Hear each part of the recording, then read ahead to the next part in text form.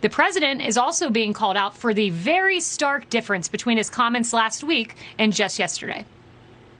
No one's being killed right now. God forgive me if I'm wrong about that, but no one's being killed right now. As you all know, terrorists attacked, took the lives of American service members standing guard at the airport and wounded several others seriously.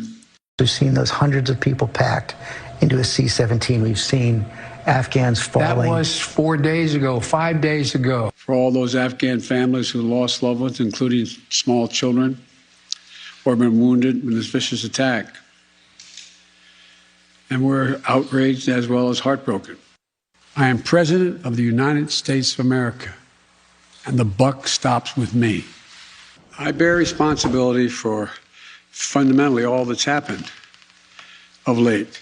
But here's the deal. The former president made a deal with the Taliban that he would get all American forces out of Afghanistan by May 1.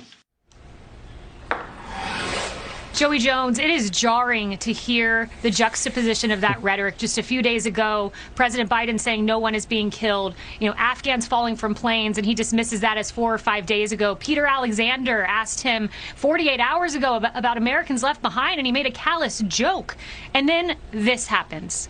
What do you make of that, of the death, the loss, the life, and the president's callous statements in the lead up to it?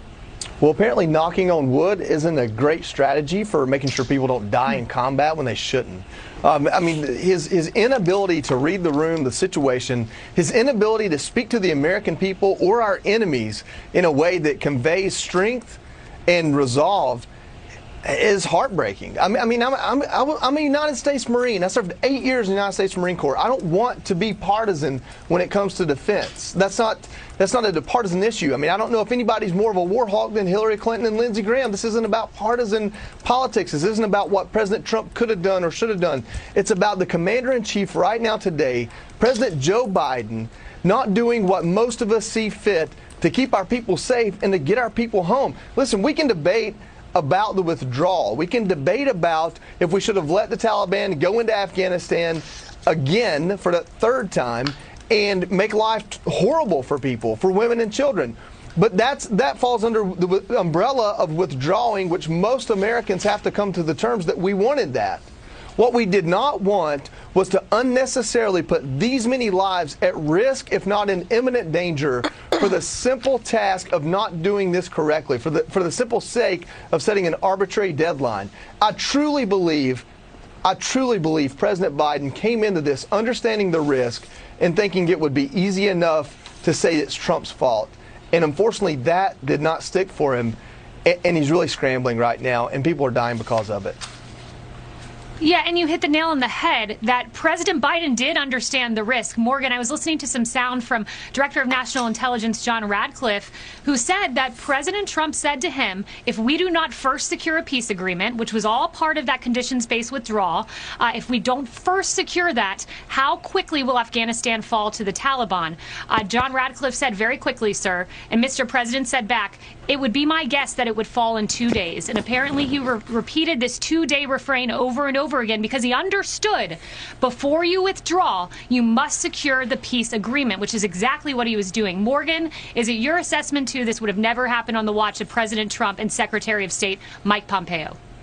I think that's what makes it so challenging and really emotional for me and so many others this week, Kaylee. I was just texting with someone who worked very closely with General Miller, for the last 2 years in Afghanistan, and we all are devastated for the loss of life.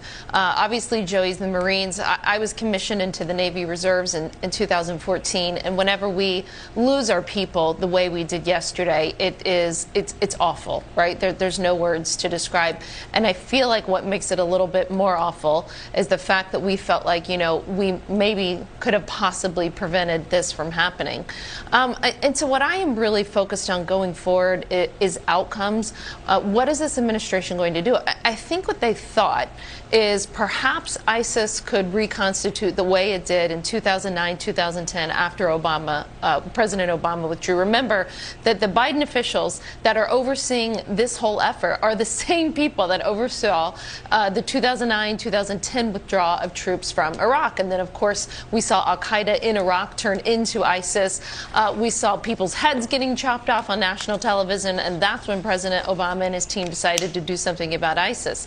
So I think this team thought, well, maybe we'll have a couple years before the terrorists start to take over again. And instead, you're seeing immediate ISIS attacks on our troops. So again, I'm focused on outcomes and what we can do going forward. I have a lot of thoughts about that hopefully we can get into in the show.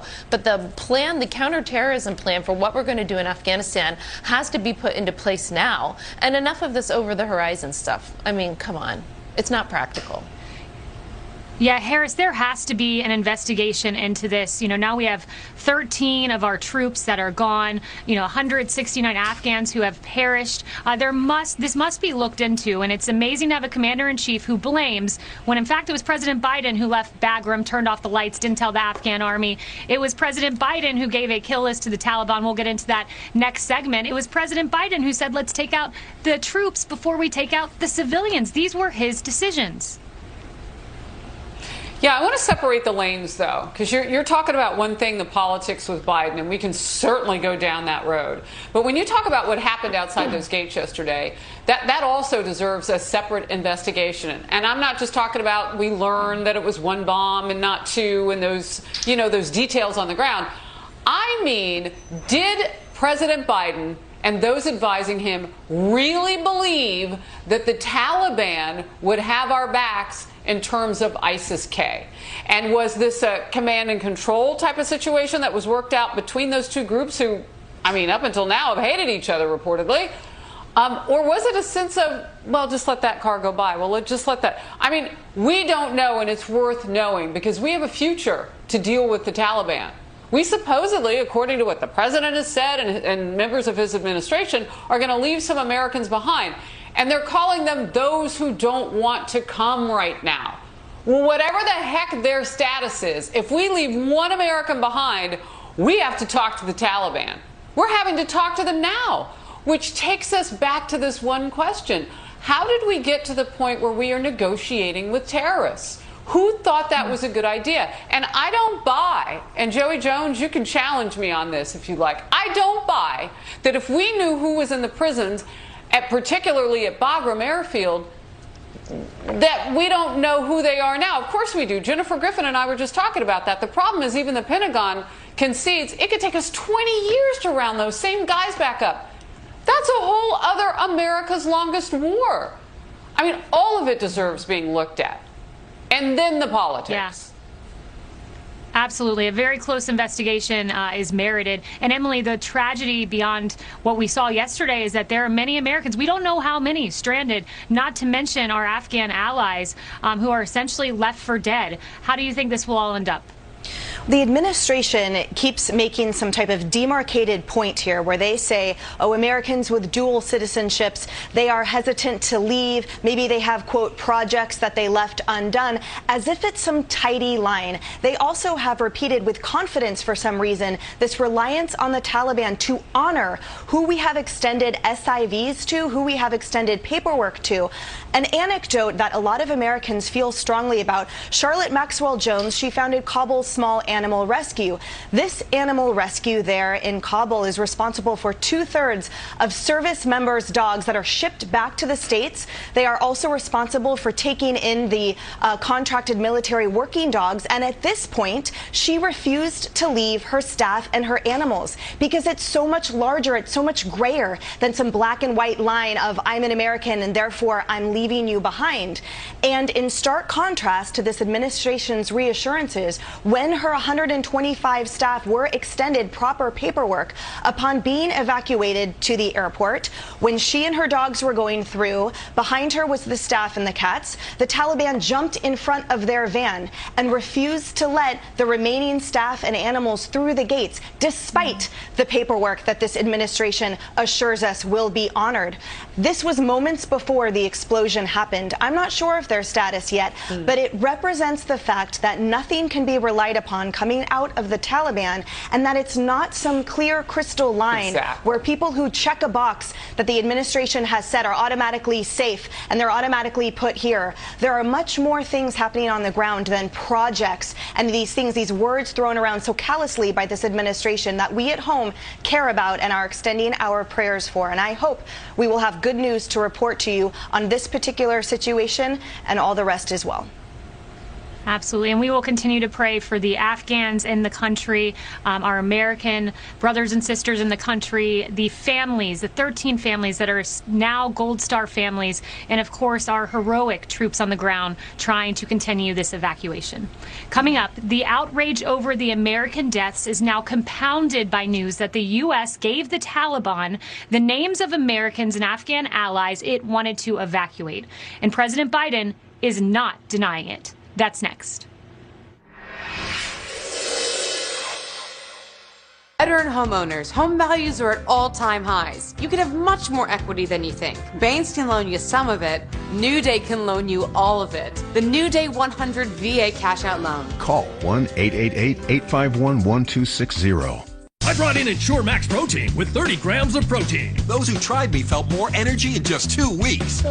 Here, I'll take that. Ensure Max Protein with 30 grams of protein, 1 gram of sugar, and now with 2 new flavors. As someone who resembles someone else, I appreciate that Liberty Mutual knows everyone's unique. That's why they customize your car insurance, so you only pay for what you need. I mean, just because you look like someone else doesn't mean you eat off the floor or yell at the vacuum or need flea medication. Oh, yeah. That's the spot. Only pay for what you need. Liberty, liberty, liberty, liberty.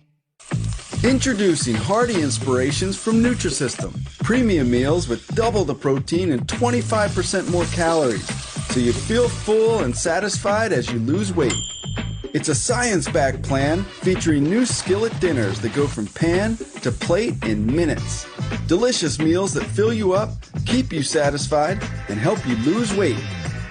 Call or go online to get Hearty Inspirations, plus free shipping.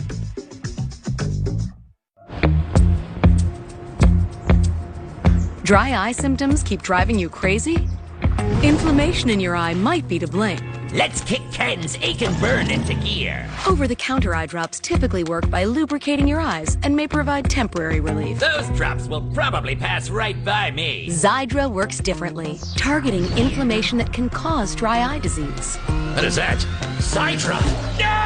It can provide lasting relief. Xiidra is the only FDA-approved non-steroid treatment specifically for the signs and symptoms of dry eye disease. 1 drop in each eye twice a day. Don't use if you're allergic to Xiidra. Common side effects include eye irritation, discomfort, or blurred vision when applied to the eye, and unusual taste sensation. Don't touch container tip to your eye or any surface. After using Xiidra, wait 15 minutes before reinserting contacts. Got any room in your eye?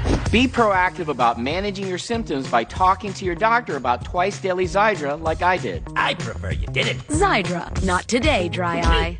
Veteran homeowners, New Day's rates have dropped again. It's time to refinance. New Day's low rate refi offers their lowest rate in history, 2.25%, just 2.48 APR. Save thousands every year, and there are no upfront costs, not $1. The New Day low rate refi. Take advantage of these record low rates so you and your family can save. Call 1-855-571-5123. Death and destruction at Kabul airport as the president orders a complete retreat. After August 31st, Americans will be left behind enemy lines. Tonight on Hannity. Our retirement plan? Well, our advisor chooses mutual funds he likes and invests in them. Simple as that. Yeah, he knows about this stuff. Yeah. That's nonsense. A bunch of mutual funds is not a retirement plan. Mutual funds often have layered fees, cost more in taxes, can leave you over or under diversified, and aren't tailored to your specific goals. You may retire, but you can do better. Do you know the downsides of mutual funds or what other options are available? Call Fisher Investments for your free copy of 6 Pitfalls of Funds. We'll also send you a bonus, the definitive guide to retirement income. Call 1-800-260-9208. You're unique. Why have cookie-cutter investments? If your portfolio is $500,000 or more, call us at Fisher Investments. It's your retirement. You can't afford to listen to nonsense. Call 1-800-260-9208.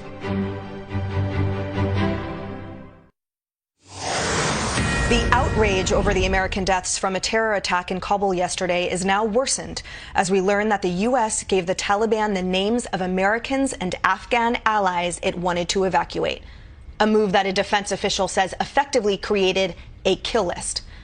When asked about the existence of such a list, here's what President Biden had to say.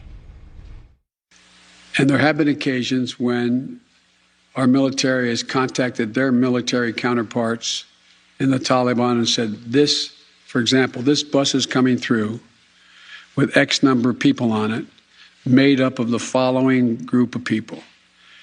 We want you to let that bus or that group through. So yes, there have been occasions like that. And to the best of my knowledge, in those cases, the bulk of that has occurred, they've been let through. But I can't tell you with any certitude that there's actually been a list of names. I know there may have been, but I know of no circumstance. Morgan, there seems to be a fine line, however, between publishing those names, as the president just outlined, and, for example, Admiral Kirby in the Pentagon briefing we just heard saying that, well, we only disseminate information to our, quote, allies to an extent that cooperation is required, but sharing is sharing. Information transfer is information transfer. And as I said earlier, not only is it A, not reliable, but it B, publishes those who have ties with us. That seems to me uncontroversial, at least in part as a concept here, that information can be used, and there's an amount of faith the United States is extending that it won't be used for a nefarious purpose. So I think Joey can get into some of the logistics on the ground and why you would need to share information in an operation. Let me explain to the audience what happens in something that we call the downgrade process. I've been in the intelligence community for most of my career. So what happens in what we call the downgrade process is you'll have sensitive intelligence that you often need to share with another country. And that, in order to be able to share that goes through tons of checks. So whoever owns the intelligence has to check. All of the agents